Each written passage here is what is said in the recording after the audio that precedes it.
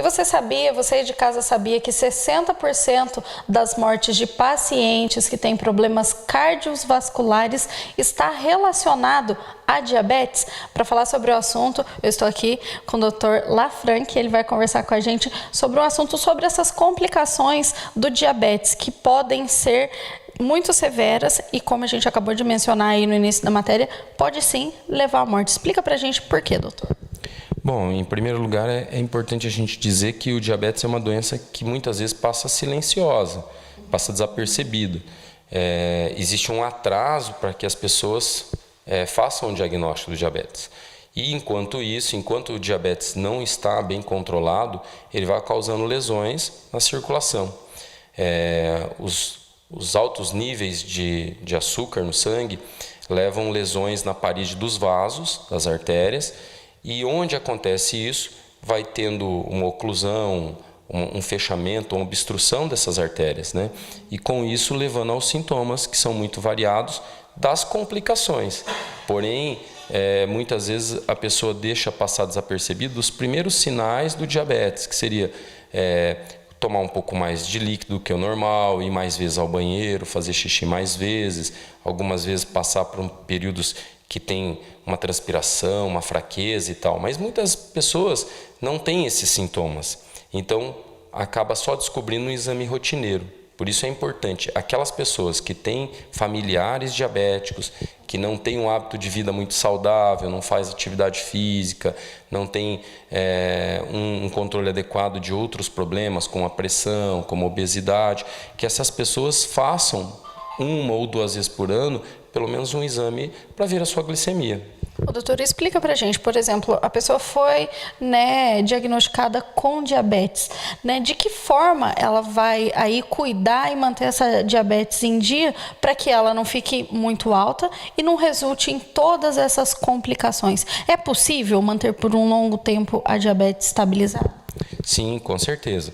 A gente tem basicamente 2 tipos de diabetes, né? O diabetes tipo 1, que é o que começa na infância ou na adolescência. Esse é um diabetes mais difícil de controle, porque ele não depende só dos hábitos alimentares da pessoa, né? Ele é genético e o pâncreas, que é o nosso órgão que produz essa insulina, ele diminui muito a produção ou não produz, então a pessoa acaba necessitando o uso de insulina para o resto da vida. Já os pacientes com diabetes tipo 2, o diabetes que ele vem com o tempo, ele também tem uma relação familiar, porém ele está muito relacionado com os hábitos da pessoa.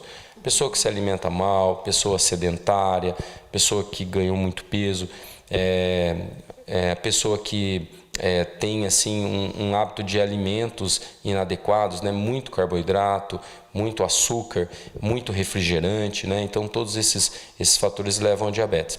Porém hoje a gente sabe que é difícil cuidar de algo que depende extremamente da alimentação. Mas hoje você tem, junto com uma orientação nutricional, com um nutricionista ou com um endocrinologista, você tem hoje vários produtos que substituem produtos à base de açúcar. Então, torna um pouco mais fácil o controle alimentar. Também temos hoje um arsenal medicamentoso muito grande para o combate do diabetes, né? Hoje também tem a tecnologia, quando a pessoa precisa de insulina, que são equipamentos, são bombas que ficam instalados na pessoa e que vai administrando essa insulina lentamente ao longo do dia.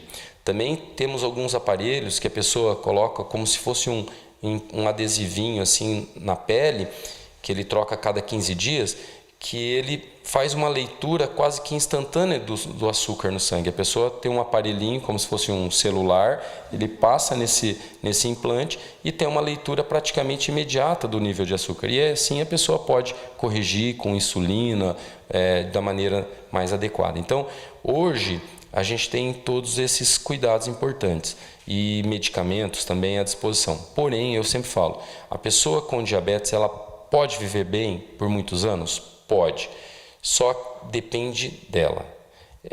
Essa é muitas vezes uma dificuldade quando a pessoa procura um consultório médico, o médico dá todas as orientações para esse problema, especificamente o diabetes, e a pessoa sai do consultório e infelizmente não consegue seguir todas aquelas recomendações.